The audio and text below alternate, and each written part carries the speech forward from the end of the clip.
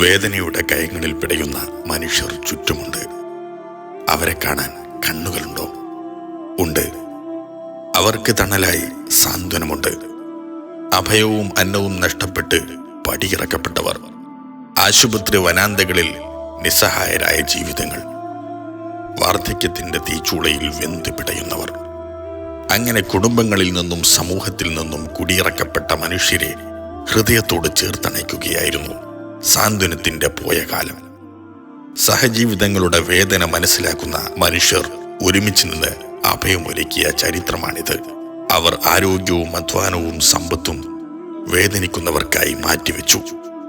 ദുരന്ത മേഖലയിലും കണ്ണീരു പെയ്യുന്ന കൂരകളിലും പാഞ്ഞു ചെന്നു. ഞങ്ങളുണ്ട്.